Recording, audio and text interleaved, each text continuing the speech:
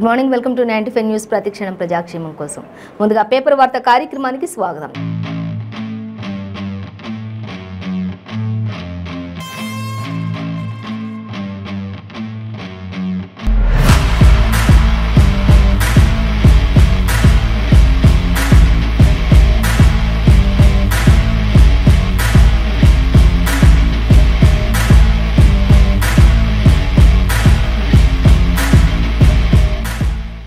ఈ రోజు మన ముందు వెలుగు, ఆంధ్రజ్యోతి, నమస్తే తెలంగాణ దినపత్రికలు ఉన్నాయి.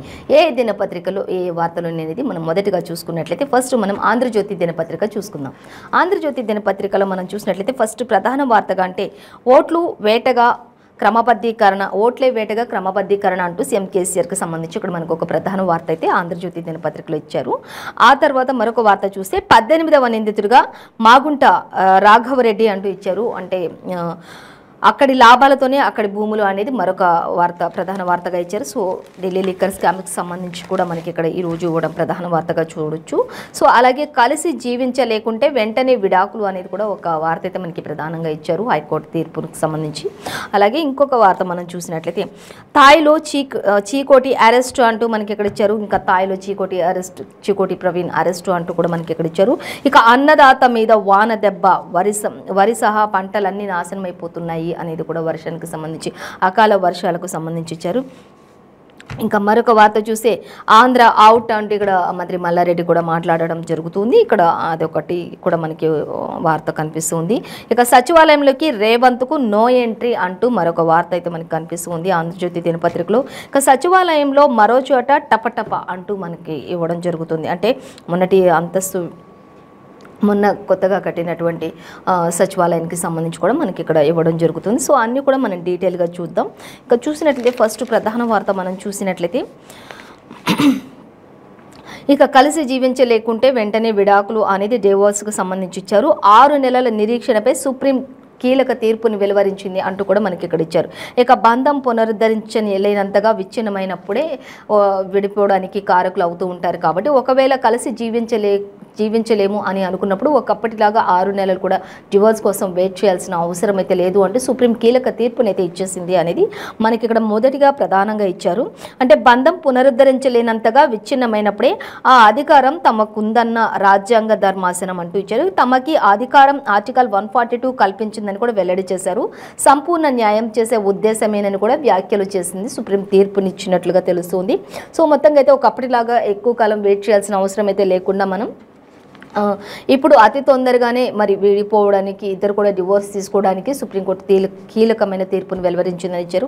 అంటే ఎవరైనా కలిసి జీవించలేము అనుకున్నప్పుడు వాళ్ళిద్దరు కూడా ఎటువంటి ఇబ్బంది లేకుండా పూర్తి సహకారంతో, అందరి సహకారంతో వాళ్ళిద్దరు కూడా వేరుగా ఉండొచ్చు అనేది ఒకప్పటి అంత వెయిటింగ్ లేకుండా త్వరగా అయిపోయే విధానం కూడా ఒకటి కల్పించామంటూ మాత్రం మనకి ఇక్కడ సుప్రీం కీలక తీర్పునిచ్చింది. సో దానికి సంబంధించిన మరిన్ని డీటెయిల్స్ అయితే సెకండ్ పేజీలో చూడొచ్చు.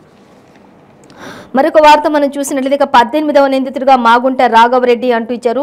మాగుంట ఆగ్రోఫార్మ్స్కి ఫిక్సీ ఎంటర్ప్రైజెస్ను కూడా అనుబంధ ఛార్జ్ షీట్లో చేర్చినటువంటి ఈడీ అధికారులు అంటూ కూడా ఇచ్చారు. లిక్కర్ స్కామ్కి సంబంధించి, ఢిల్లీ లిక్కర్ స్కామ్కి సంబంధించి ఇప్పటికే మనకి ఆల్రెడీ తెలిసిన విషయం ఇది.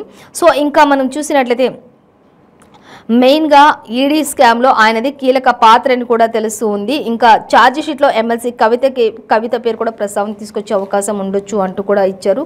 ఇంకా మరొక వార్త మనం చూసినట్లయితే ఓట్ల వేటగా క్రమబద్ధీకరణ అనేది కూడా మనకి ఇక్కడ ప్రధానంగా కనిపిస్తుంది. ఇంకా అధికారులు చేయాల్సిన పని ఎమ్మెల్యేల చేతుల్లోకి, స్థలాల క్రమబద్ధీకరణపై కేసీఆర్ సరికొత్త ఆదేశాలు జారీ చేస్తూ ఉన్నారు అనేది కూడా మనకి ఇక్కడ క్లియర్గానే మెన్షన్ చేశారు. సో దానికి సంబంధించి కూడా మనం డీటెయిల్స్ చూద్దాం.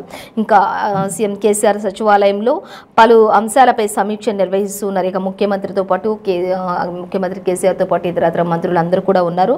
అక్కడ అన్ని విషయాలపై కూడా ఆయన కీలక సమావేశం నిర్వహించినట్లుగా తెలుస్తుంది. సమీక్ష సమావేశంలో అన్ని విషయాలని కూడా ఆయన వెల్లడించినట్లుగా తెలుస్తుంది అంటూ ఇచ్చారు. లబ్ధిదారులందరికీ, ఎమ్మెల్యేలకి కావాల్సినటువంటివన్నిటిని కూడా ఆయన మాట్లాడినటువంటి పరిస్థితి అక్కడ ఉంది అంటూ కూడా మనకి ఇక్కడ ఇచ్చారు. ఇక స్థలాల విషయానికి వచ్చినట్టయితే క్రమబద్ధీకరణపై కూడా సరికొత్త ఆదేశాలు జారీ చేసినట్లుగా తెలుస్తుంది అంటూ ఇచ్చారు. సో మరొక వార్త మనం చూసినట్లయితే జీవో 59 అలాగే 58 దరఖాస్తులకు కూడా గడువు మరో నెల రోజుల వరకు పెంపినట్లుగా తెలుస్తుంది. ఇక క్రమబద్ధీకరణతో ఎమ్మెల్యేలకు సంబంధం ఏంటి అనే ప్రశ్నలు కూడా ఉన్నట్లుగా తెలుస్తుంది. నోటరీ ఆస్తుల క్రమబద్ధీకరణకు త్వరలోనే మార్గదర్శకాలు జారీ చేస్తారు అంటూ కూడా మనకి ఇక్కడ ఇవ్వడం జరుగుతుంది. ఇక అలాగే మరొక వార్త చూసినట్లయితే పారిశుద్ధ్య కార్మికుల వేతనం 1000 రూపాయలు పెంచినట్లుగా తెలుస్తుంది అంటూ మనకి ఇక్కడ ఈ నెల నుంచి అమల్లోకి వస్తాయి అనేది కూడా మనకి క్లియర్గానే మెన్షన్ చేశారు. ఇక మేడే సందర్భంగా సీఎం ఈ ప్రకటన చేశారు అనేది కూడా తెలిసింది. పారిశుద్ధ్య కార్మికులు ఎవరైతే ఉంటారో వారికి ఈ నెల నుంచి మరొక 1000 రూపాయలు కూడా అదనంగా నిన్న మేడే సందర్భంగా కార్మికులందరికీ కూడా 1000 రూపాయలు అదనంగా పెంచినట్లుగా తెలుస్తుంది. వారి యొక్క శాలరీస్ అంటూ కూడా ఇచ్చారు. నిన్నే సీఎం కేసీఆర్ కూడా ప్రకటన చేశారు. అది ఈ నెల నుంచి అమలు అవుతుందంటూ కూడా ఆయన చెప్పడం జరుగుతుంది.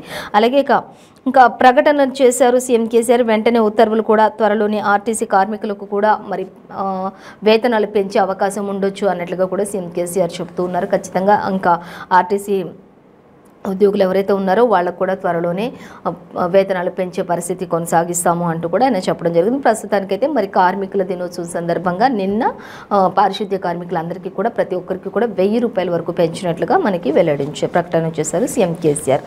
అలాగే మరొక వార్త చూసే పాలమూరు రంగారెడ్డికి సిడబ్ల్యూసి అంటూ అనుమతులు సాధించాలి అంటూ మరొక వార్త కూడా ఇచ్చారు. ఆగస్టు నాటికి రిజర్వాయర్లను నింపాలి అనేది కూడా ఒక టార్గెట్గా కనిపిస్తుంది అంటూ మనకి ఇచ్చారు. అలాగే 1500 కోట్లతో వట్టెం నుంచి హై లెవెల్ కెనాల్కు 1.540 కోట్లతో అచ్చంపేట కెనాల్స్ ప్రారంభించబోతున్నాం, అది రూపొందించబోతున్నాం అంటూ సీఎం కేసీఆర్ వెల్లడించారు. కొత్త సచివాలయంలో తొలి సమీక్షలోనే ఇవన్నిటిని కూడా నిర్ణయం తీసుకున్నారు. ఇవన్నిటికి సంబంధించి అనేది కొత్త సచివాలయంలో ఆయన కార్యాలయంలో అన్నిటి గురించి కూడా అందరితో మాట్లాడి నిర్ణయాలు తీసుకున్నట్లు కొన్ని విషయాలను వెల్లడించినట్లుగా తెలుస్తుంది. కొత్త సచివాలయం నుంచి కార్యకలాపాలన్నీ కూడా కొనసాగిస్తూ ఉన్నారు అనేది ఇప్పుడు మనకి క్లియర్గా మెన్షన్ చేశారు ఆంధ్రజ్యోతి దినపత్రికలో. సో మరొక వార్త చూద్దాం. పొత్తులుండవు, ఒంటరిగానే పోటీ చేస్తామంటూ మరొక వార్త మనకి ఇక్కడ ఇచ్చారు. మహారాష్ట్రలోని బీఆర్ఎస్ గాలి అంటూ ఇచ్చారు. అన్ని సెగ్మెంట్లలో కమిటీలు అంటూ కేసీఆర్ చెప్తున్నారు. ఇక బీఆర్ఎస్లో చేరిన ఆ రాష్ట్ర నేతలు అంటూ కూడా చెప్తూ ఉన్నారు. బీఆర్ఎస్లో మహారాష్ట్రలో ఒక సుడిగాలి పర్యటన చేస్తూ ఉన్నారు సీఎం కేసీఆర్ అనేది మాత్రం ఇక్కడ మనకి కనిపిస్తుంది. సో అక్కడ అందరూ కూడా చాలామంది పార్టీని ఉద్దేశించి పార్టీలో జరుగుతున్నటువంటి అభివృద్ధి పనులకు ఆకర్షితులై బీఆర్ఎస్లో చేరికలు కూడా జరుగుతూ ఉన్నాయి చాలా వరకు అనేది మాత్రం మనకి క్లియర్గా మెన్షన్ చేశారు. సో దాన్ని మనం గమనించవచ్చు. అలాగే మరొక వార్త మనం చూసినట్లయితే ఇంకా అక్కడి లాభాలతో ఇక్కడ భూములు అంటూ ఇచ్చారు. ఢిల్లీ మద్యం స్కామ్లో వచ్చిన డబ్బుతో హైదరాబాద్లో భూములు కొన్న కవిత అంటూ ఎమ్మెల్సీ కవిత గురించి కూడా మనకి ఇక్కడ ఇవ్వడం జరుగుతుంది. అలాగే చౌకదారులకి కోట్ల విలువైనటువంటి 3 భూలావాదేవీల కొనుగోలులో భర్త అనిల్కు కూడా భాగస్వామ్యం ఉన్నట్లుగా వెల్లడైనట్లుగా తెలుస్తుంది. ఇక వీళ్ళు ఇంకా అక్కడి లాభాలతోనే మొత్తం కూడా ఇక్కడ భూములు కొంటూ వాటిల్లో అంతా కూడా స్కామ్ జరుగుతూ ఉంది మొత్తం కూడా. అలాగే భార్య భర్తలు ఇద్దరి పేర్లు కూడా అందులో ఉండడం గమనార్హం అంటూ కూడా మనకి ఇక్కడ ఇచ్చారు. అలాగే ఇంకా చూస్తే ఆయన భాగస్వామ్యంగా ఉన్నటువంటి ఎన్గ్రోత్ క్యాపిటల్ పేరిట కూడా కొనుగోలు చేసినట్లుగా తెలుస్తుంది అంటూ కూడా మనకి ఇక్కడ ఇచ్చారు. అలాగే గచ్చిబౌలిలో శ్రీహిల్స్లో కూడా 4 ఎకరాలు కూడా పెళ్ళై భార్య పేరిట రిజిస్ట్రేషన్ చేసినట్లుగా కూడా మరొక దగ్గర అయితే మనకి సంచలనంగా కనిపిస్తుంది అంటూ వార్త ఇచ్చారు. సో అలాగే అప్రూవర్గా మారినటువంటి కవిత ఎడిటర్ బుచ్చిబాబు అంటూ కూడా ఇచ్చారు. బుచ్చిబాబు కవిత ఎడిటర్ అప్రూవర్గా కూడా మారారు అనేది కూడా మనకి క్లియర్గా మెన్షన్ చేశారు. వాగ్మూలం పేరిట ఈడీ సంచలన విషయాలను వెల్లడించినట్లుగా తెలుస్తుంది అంటూ కూడా మనకి ఇక్కడ ఇచ్చేశారు. అలాగే అనుబంధ ఛార్జిషీట్ల దర్యాప్తు సంస్థ కొన్ని విషయాలను వెల్లడించినట్లుగా తెలుస్తుంది. ఇంకా అలాగే హోటల్లో రికార్డులు, చాట్స్, ఈమెయిల్స్ జత చేశారు. అవన్నీ కూడా హోటల్లో రికార్డులు ఏవైతే ఉన్నాయో, చాట్స్ ఏవైతే ఉన్నాయో, ఈమెయిల్స్ ఏవైతే ఉన్నాయో ఒక హోటల్లో కలిసిన సమయంలో ఎందుకు అక్కడ కలిసారు ఏంటి అనే వాటన్నిటికీ సంబంధించి కూడా మనకి ఇక్కడ క్లియర్గానే మెన్షన్ చేశారు. సో అది మనం గమనించవచ్చు. ఇవన్నీ కూడా వాటన్నిటికీ కూడా వీటిని జత చేసినట్లుగా తెలుస్తుంది. అలాగే పెళ్ళైని 26వ నిందితుడిగా చేరుస్తూ ఛార్జిషీట్ దాఖలు చేసినటువంటి పరిస్థితి ఇప్పుడు నెలకొంది అనేది కూడా మనకి ఇక్కడ ఇచ్చారు. ఆయన కవిత బినామీ అంటూ కూడా పునరుద్ఘాటన చేసినటువంటి పరిస్థితి కూడా మనకి కనిపిస్తుంది అనేది మనకి తెలుస్తుంది. ఇంకా సో మరొక వార్త మనం చూసినట్లయితే ఇక అన్నదాత మీద వాన దెబ్బ అంటూ దెబ్బ మీద దెబ్బ అన్నదాత మీద అంటూ ఇచ్చారు. ఇక వరి సహా పంటలన్నీ కూడా నాశనమైపోతూ ఉన్నాయి ఈ అకాల వర్షాలకు అంటూ కూడా పంటలంతా కూడా నీట మునిగి నేల కొరికిపోయినటువంటి వరి ధాన్యాన్ని ఇక్కడ మనకి చూపిస్తూ ఉన్నారు. సో దాన్ని మనం గమనించవచ్చు. అలాగే కల్లాలు వేసి కేంద్రంలో తడుస్తున్న వడ్లు, అలాగే మార్చిలో నష్టానికే దక్కని సాయం అంటూ ఇచ్చారు. ఇక ఏప్రిల్లో మరోసారి నష్టం వాటిల్లింది అంటూ కూడా అన్నదాతలు ఆవేదన వ్యక్తపరుస్తూ ఉన్నారు అనేది మనకి ఇక్కడ క్లియర్గా మెన్షన్ చేశారు. సో ఇంకా మనం చూసినట్లయితే ఏప్రిల్లో మరోసారి నష్టం వాటిల్లింది. ప్రభుత్వం ఆదుకోవాలని రైతులు డిమాండ్ చేస్తూ ఉన్నారు. రైతుల పక్షంగా మరి సర్కారు ఆదరణ చూపించాలి అంటూ కూడా ఫస్ట్ రైతులు ఇబ్బందులు పడుతుంటే వారు సభలు సమావేశాలు అనుకుంటూ మరి తిరుగుతూ ఉన్నారు. కానీ రైతులు మాత్రం ఇక్కడ కన్నీరు మున్నీరుగా వెలిపిస్తూ ఉన్నారు. వారి పంటలన్నీ నాశనం అయిపోయి అకాల వర్షాలతో దెబ్బతిని దయచేసి ఫస్ట్ రైతులను పట్టించుకోండి అన్నట్లుగా మాత్రం ఇక్కడ మనకి ఆంధ్రజ్యోతి దినపత్రికలో ఇచ్చారు. సో చూడొచ్చు మనం దాన్ని. ఇక మరో 4 రోజులు కూడా వానలు పడే అవకాశాలే ఉన్నాయంటూ కూడా భారత వాతావరణ శాఖ వెల్లడించింది. కాబట్టి 4 రోజులు కూడా ప్రతి ఒక్కరు అప్రమత్తంగా ఉండాల్సిందే అంటూ కూడా చెప్తూ ఉన్నారు. సూచనలు సలహాలు చెప్తున్నారు. అలాగే గవర్నమెంట్ అధికారులను కూడా ప్రభుత్వ అధికారులను కూడా అందరినీ కూడా అలర్ట్గా ఉండమని చెప్పేసి వాతావరణ శాఖ వెల్లడించినట్లుగా తెలుస్తుంది. సో మరొక వార్త మనం చూద్దాం. తాయిలో చీకోటి అరెస్టు అనేది కూడా మనకి ప్రధాన వార్తగా హెడ్లైన్ ఇచ్చారు. సో దానికి సంబంధించి డీటెయిల్స్ చూస్తే స్టార్ హోటల్లో జూదం ఆడుతుండగా మరో 86 మంది భారతీయులకు బేడీలు అంటూ కూడా మనకి ఆంధ్రజ్యోతి దినపత్రికలు ఇచ్చారు. వీరిలో తెలంగాణ వ్యాపారులు అలాగే నేతల అనుచరులు కూడా ఉన్నారు అనేది కూడా మనకి ఇక్కడ మెన్షన్ చేశారు. పరారీకి వీలు లేకుండా పక్కా వ్యూహంతో అరెస్టులు కొనసాగించారు అధికారులు అంటూ కూడా ఇచ్చారు. అలాగే ఇక 3 పోలీస్ స్టేషన్లకు నిందితుల తరలింపు కూడా జరిగింది అనేది కూడా తెలుస్తుంది. 20 కోట్లకు సంబంధించిన బెట్టింగ్ చిప్స్ చీజ్ చేసినట్టుగా తెలుస్తుంది అనేది కూడా మనకి ఇక్కడ ఇచ్చారు. అలాగే మొత్తం లావాదేవీలు చూసుకున్నట్లయితే 500 కోట్లు అంటూ క్వశ్చన్ మార్క్ పెట్టారు. 500 కోట్ల ఇంత మొత్తం లావాదేవీలతో ఈ విధమైనటువంటి మరి స్టార్ హోటల్స్లో జూదానికి సంబంధించినటువంటి డీటెయిల్స్ మనకి ఇక్కడ ఇవ్వడం జరుగుతుంది. సో మొత్తం లావాదేవీల విషయానికి వస్తే 500 కోట్ల అంటూ ఆశ్చర్యకరంగా క్వశ్చన్ మార్క్ పెట్టారు. తాయ్ పోలీసులకు భారత్ నుంచి ఒప్పందిందా అంటూ కూడా ఇక్కడ మనకి ఒక క్వశ్చన్ మార్క్ అయితే పెట్టారు. ఖచ్చితంగా తాయ్ పోలీసులకు ఎక్కడి నుంచి సమాచారం అందింది అసలు అనేది కూడా మనకు అర్థమవుతుంది. మొత్తంగా అయితే తాయిలో చీకోటి అరెస్ట్ అంటూ కూడా మనకి ఇక్కడ ఇవ్వడం జరుగుతుంది. దానికి సంబంధించిన మరిన్ని డీటెయిల్స్ అన్ని 12th పేజీలో మనం చూడొచ్చు అనేది అయితే మనకి క్లియర్గా ఇచ్చారు. సో అలాగే ఇంకా సచివాలయానికి సంబంధించి చూసినట్లయితే సచివాలయంలోకి రేవంత్కు నో ఎంట్రీ అంటూ ఇచ్చారు. మున్సిపల్ ముఖ్య కార్యదర్శిని కలిసేందుకు వెళ్లిన పిసిసి చీఫ్ రేవంత్ రెడ్డికి టెలిఫోన్ భవన్ వద్దే అడ్డగించేసినట్లుగా తెలుస్తుంది అనేది కూడా మనకి ఇక్కడ ఇచ్చారు. ఔటర్ లీజ్ సమాచారంపై దరఖాస్తులకు వెళ్తున్నానన్న రేవంత్ రెడ్డి, కానీ మున్సిపల్ కమిషనరేట్కు ఆయనను తీసుకువెళ్లిన పోలీసులు ఇంకా అక్కడి నుంచి ఆర్టీఐ కింద ఆఫీసులో దరఖాస్తు చేశారు. కాంగ్రెస్ అధికారంలోకి రాగానే లీజ్ టెండర్లపై విచారణ చేపడతాము అంటూ కూడా రేవంత్ చెప్తున్నారు. మొత్తంగా అయితే ఆయన అనుకున్న ప్లేస్కి వెళ్ళనివ్వకుండా అక్కడ మొదటి అంతస్తులోనే ఆయనను రేవంత్ రెడ్డిని ఆపేసినట్లుగా తెలుస్తుంది అంటూ కూడా ఇచ్చారు. సో ఆయన వెళ్ళాలనుకున్న ప్లేస్కి మాత్రం ఆయనను వెళ్ళనివ్వలేదు. మొదటి అంతస్తులోనే ఆయనను ఆపేసినటువంటి పరిస్థితి. సచివాలయం లోపలికి మాత్రం ఆయనకి టీపీసీసీ అధ్యక్షులు రేవంత్ రెడ్డికి మాత్రం ఎంట్రీ ఇవ్వలేదు అనేది మాత్రం ఇక్కడ అర్థమవుతుంది. సో కాంగ్రెస్ అధికారంలో రాగానే చెప్తాను అన్నట్లుగా మాత్రం ఆయన కూడా కొంత ఫైర్ అయినట్లుగా తెలుస్తుంది. సో మరొక వార్త మనం చూస్తే ఆంధ్ర అవుట్ అంటూ ఇక్కడ మనకు ఒక వార్త అయితే సంచలనంగా కనిపిస్తుంది. అక్కడంతా కుల రాజకీయాలు ఎక్కువగా జరుగుతూ ఉన్నాయి అని చెప్తూ ఉన్నారు. అలాగే ఇంకో మనం చూస్తే అక్కడ ప్రజలను నేతలు పట్టించుకోరు, అక్కడంతా కూడా కుల రాజకీయాలు ఎక్కువగా నడుస్తాయి అంటే ఏపీలో అంటూ మనకి ఇక్కడ ఇచ్చారు. కేంద్రం సాయం చేసినా కూడా పోలవరం పూర్తి కాలేదు ఇంతవరకు అంటూ కూడా ఇచ్చారు. పూర్తి చేసే దమ్ము కేసీఆర్కే ఉంది అంటూ కూడా చెప్తున్నారు. ఏపీలో వచ్చేది బీఆర్ఎస్ ప్రభుత్వమే అంటూ కూడా చెప్తూ ఉన్నారు. ఇక కేసీఆర్ లాంటి సీఎం కావాలంటున్న మహారాష్ట్ర, కర్ణాటక, ఆంధ్రప్రదేశ్ మోదీ పాపం పండుతుంది ఇక త్వరలోనే అంటూ కూడా ఇచ్చారు.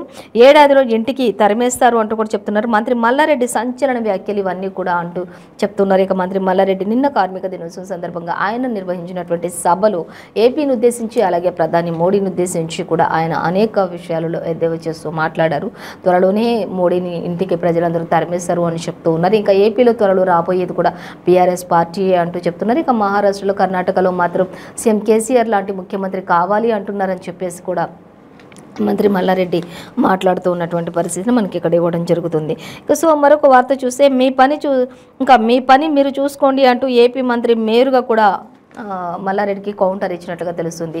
అయితే ఇవన్నీ విషయాలు చెప్తున్నటువంటి మల్లారెడ్డికి మాత్రం ఒక్కటే ఏపీ మంత్రి మేరుగా చెప్తూ ఉన్నారు, మీ పని మీరు చూసుకోండి, ఇతరుల గురించి మీకు అవసరమా అన్నట్లుగా మాత్రం కౌంటర్ అయితే ఇచ్చినట్లుగా తెలుస్తుంది. సో మరొక వార్త మనం చూద్దాం. సచివాలయంలో మరో చోట టపటపా అంటూ ఇచ్చారు. మొన్న మొదటి అంతస్తు, నేడు మీడియా సెంటర్లో లీకేజ్ అంటూ కూడా మనకి ఇక్కడ ఇవ్వడం జరుగుతుంది. కొత్త సచివాలయం కొన్ని 100 కోట్లతో కట్టినటువంటి ఆ సచివాలయానికి ఆల్రెడీ ఓపెనింగ్కి ప్రారంభోత్సవానికి ముందే మరి ఫస్ట్ ఫ్లోర్లో లిఫ్ట్ ఆపోజిట్లోనే అక్కడ కొంత మరి వాటర్ లీకేజ్ అవుతూ ఉంది అక్కడంతా కూడా అనేసి తెలుస్తూ ఉంది. సో దానికి సంబంధించి అక్కడ ఏదో కారణాలు చెప్పారు. సో మరి ఇప్పుడు మళ్ళీ చూసుకున్నట్లయితే మరొక అంతస్తులో కూడా సచివాలయంలో మరొక చోట వాటర్ లీకేజ్ అవుతూ ఉంది అక్కడంతా కూడా అని మరి ఆ కట్టడాలు ఎలా కట్టారు ఏంటి అనేది తెలీదు. మొన్నటికి మొన్న ఒక అంతస్తులో ఇక నేడు మీడియా సెంటర్లో కూడా లీకేజ్ బయటపడింది. ఇక బయటపడుతున్న నిర్మాణ లోపాలు అంటూ కూడా తెలుస్తుంది. ఆ యొక్క నిర్మాణ లోపాలు ఏవైతే ఉన్నాయో అవన్నీ కూడా ఒక్కొక్కటిగా ఒక్కొక్క అంతస్తు వాటర్ లీకేజ్ అవుతూ ఉంది ఆ పైనుంచి అనేది కూడా. దాని ద్వారా నిర్మాణ లోపాలు ఎక్కడున్నాయి ఏంటి అనేది కూడా మొత్తం క్లియర్గా అర్థమవుతూ ఉంది అనేది కూడా తెలుస్తుంది. ప్రమాణాలు పాటించకపోవడం వల్లే ఇదంతా కూడా జరుగుతుంది. ఎక్కడ చూసినా వాటర్ లీకేజ్ అయితే జరుగుతుంది. ఇంకా రానున్న రోజులు ఇంకేం జరుగుతుందో తెలియని పరిస్థితిలో మాత్రం ఇప్పుడు ప్రస్తుతం కొత్త సచివాలయం అయితే ఉంది అనేది ఇక్కడ మనకి ఇచ్చారు. ఇంకా తొలి రోజే చేదు అనుభవాలు అంటూ కూడా మనకి ఇక్కడ ఇవ్వడం జరుగుతుంది. ఇంకా బీఆర్ఎస్ ఎమ్మెల్యేలకు నో ఎంట్రీ, అలాగే ప్రభుత్వ అధికారులకు లేని అనుమతి, సచివాలయం సిబ్బందికి దక్కని ప్రవేశం అంటూ కూడా మనకి ఇక్కడ మెయిన్గా ఇచ్చారు. సో దీనికి సంబంధించిన డీటెయిల్స్ అన్ని మాత్రం 12వ అలాగే 13th పేజీలో మనం చూడొచ్చు అంటూ ఇచ్చారు. సో మరొక వార్త మనం చూసినట్లయితే 1.87 లక్షల కోట్లకు సంబంధించి ఏప్రిల్లో జీఎస్టీ వసూళ్లు సరికొత్త రికార్డ్ అనేది మనకి ఇక్కడ ఒక వార్త అయితే కనిపిస్తుంది.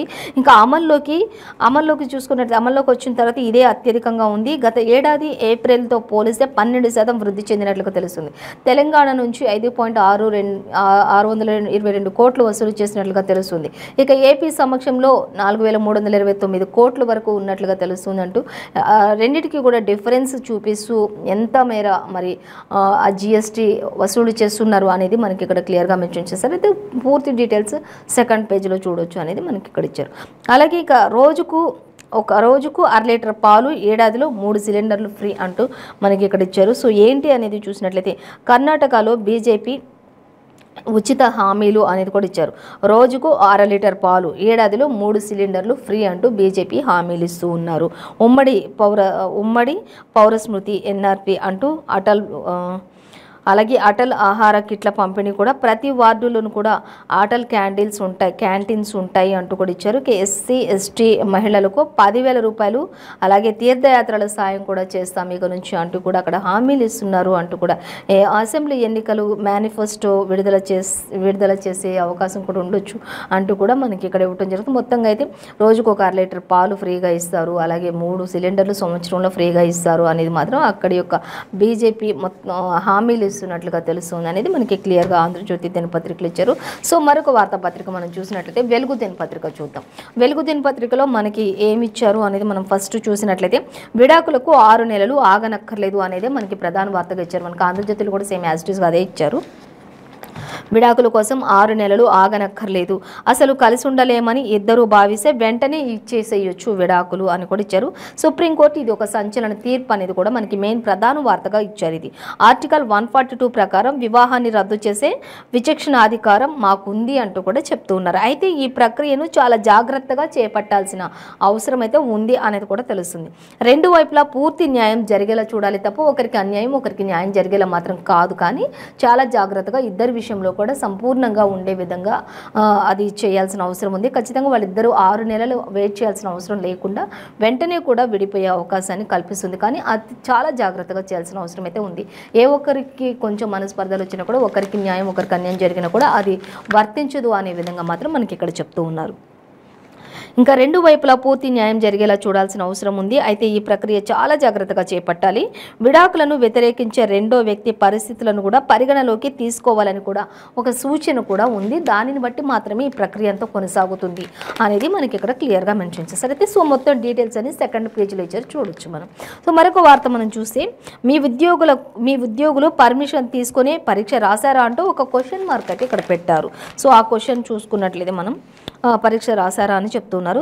సిబ్బందికి పేపర్ ఎక్స్పర్ట్స్కు మధ్య కాంట్రాక్ట్ ఉన్నాయా అంటూ కూడా కాంటాక్ట్స్ ఉన్నాయా, సిబ్బంది ఎవరైతే ఉన్నారో టీఎస్పీఎస్సీకి సంబంధించి ఆ పేపర్స్కి సంబంధించి ఆ సిబ్బందికి కానీ పేపర్ ఎక్స్పర్ట్స్ ఎవరైతే ఉన్నారో వాళ్ళకి మధ్య కాంటాక్ట్స్ ఏమైనా ఉన్నాయా అనేది ఇక్కడ మనకి ఇచ్చారు. టీఎస్పీఎస్సీ చైర్మన్ జనార్దన్ రెడ్డి, సెక్రటరీ అనితా రామచంద్రన్ను విచారించిన ఈడీ అధికారులు అనేది కూడా మనకి ఇచ్చారు. దాదాపు 10 గంటలకు పైగా ప్రశ్నించిన అధికారులు వీళ్ళిద్దరిని కూడా అంటూ ఇచ్చారు. మొత్తంగా అయితే ఈ విషయంలో ఇంకా ఎంతవరకు ఏం బయటపడుతుంది అనేది మెయిన్గా అంటే మనకి సెకండ్ పేజ్లో ఇచ్చారు. లోపల పేజీలో చూడొచ్చు. మనకి మెయిన్ ప్రధానంగా అంటే పైన స్మాల్ హెడ్లైన్గా మాత్రమే ప్రస్తావించారు. సో దాన్ని గమనించవచ్చు. ఇంకా మనం చూస్తే ఇక లిక్కర్ దందా లాభాలతో భూములు కొన్నారు అనేది కూడా ఇక్కడ పిళ్ళై బుచ్చిబాబు ద్వారా హైదరాబాద్లో కొన్న ఎమ్మెల్సీ కవిత అనేది మనకి దానికి సంబంధించి కూడా ఇచ్చారు. ఇక అలాగే మార్చి 20న ఢిల్లీలో ఈడీ ఆఫీసుకు వచ్చినటువంటి కవిత, ఆమె భర్త అనిల్ అనేది కూడా మనకి క్లియర్గానే మెన్షన్ చేశారు. మనకి యాజిటీస్గా సేమ్ ఆంధ్రజ్యోతిలో కూడా అదే ఇచ్చినట్లుగా తెలుస్తుంది. ఇక రాజకీయ పలుకుబడితో తక్కువ రేట్లకే దక్కించుకున్నారు ఇవన్నీ కూడా అనేది కూడా తెలుస్తుంది. ఇక సప్లిమెంటరీ ఛార్జ్ షీట్లలో బయట పెట్టిన ఈడీ కవిత భర్త అనిల్ పేరు కూడా ప్రస్తావన తీసుకొచ్చినట్లుగా తెలుస్తుంది.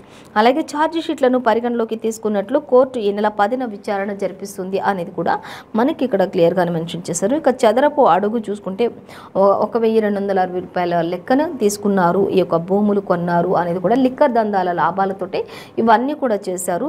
మరి ఎమ్మెల్సీ కల్వకుంట్ల కవిత యొక్క భర్త అనిల్ పేరు మీద కూడా అనేక భూములు ఉన్నట్లుగా తెలుస్తుంది అనేది మనకి క్లియర్గా మెన్షన్ చేశారు. సో అలాగే మరొక చూసినట్లయితే ఇక రోజు 1/2 లీటర్ పాలు, ఏటా 3 సిలిండర్లు ఫ్రీ అంటూ బీజేపీ నేతలు మనకి చెప్పడం జరుగుతుంది. ఇక్కడ అలాగే చూద్దాం. కర్ణాటకలో బీజేపీ మేనిఫెస్టో రిలీజ్ చేసిన జేపీ నడ్డా అనేది మనకి ఇక్కడ ఇచ్చారు. దాంట్లో యొక్క మరి మేనిఫెస్టోలో రోజుకు 1/2 లీటర్ పాలు ఫ్రీగా ఇస్తాం ప్రతి ఇంటికి, అలాగే ఆ తర్వాత ఏటా 3 సిలిండర్లు ఫ్రీగా ఇస్తామంటూ మనకి ప్రతి పేపర్లో కూడా ఇచ్చారు. అలాగే ఇంకా మళ్ళీ వార్త చూస్తే యూసీసీ ఎన్ఆర్సీ అమలు చేస్తామని కూడా ప్రకటన చేశారు.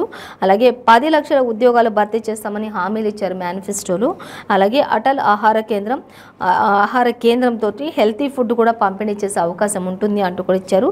ముస్లిం రిజర్వేషన్ను రద్దు చేస్తామని వెల్లడించారు అనేది కూడా తెలుస్తుంది. దీనికి సంబంధించిన మెయిన్ డీటెయిల్స్ 9th పేజీలో చూడొచ్చు.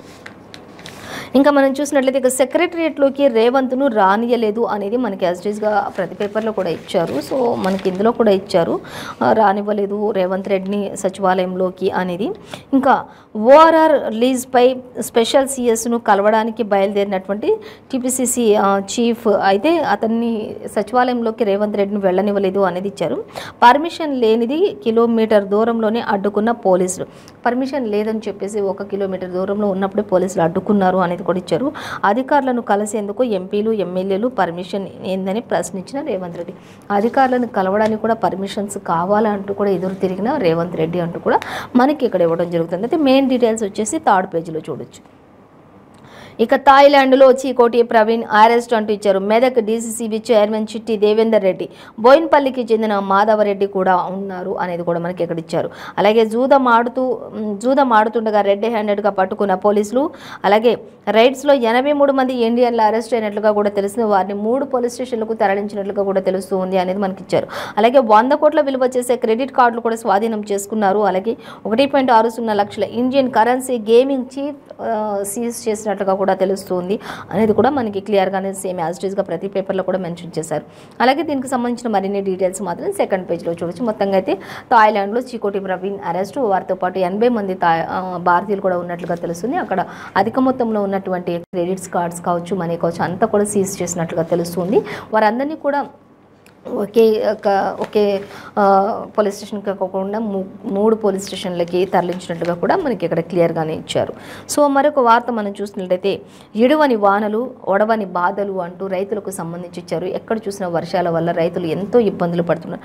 6 కాలం కష్టించి శ్రమించి వారు ఎంతో ఖర్చు చేసి అప్పులు చేసి పండించినటువంటి పంటలు చేతికొస్తున్నాయి అనుకున్న సమయంలో అకాల వర్షాలతో ప్రతి రైతు కూడా మరి ఆవేదన చెందుతున్నారు. ఒక్క రైతు కూడా సంతోషంగా ఇక్కడ లేరు. అంటే ప్రతి పంటకు సంబంధించి పత్తి కావచ్చు, మిర్చీలు కావచ్చు, ఇంకా పల్లీలు కావచ్చు, ఇంకా నువ్వులు కావచ్చు, ఇంకా రకరకాల పంటలు ఏవైతే ఉన్నాయో వరి ధాన్యం, మక్క పంటలు అన్నీ కూడా ఈ అకాల వర్షాలకు మొత్తం కూడా చేతికి అంది వచ్చినవన్నీ కూడా నీటి పాలైపోయిన కారణంగా ప్రతి రైతు కూడా కన్నీరు కారుస్తున్నారు అనేది ఇక్కడ ఇచ్చారు.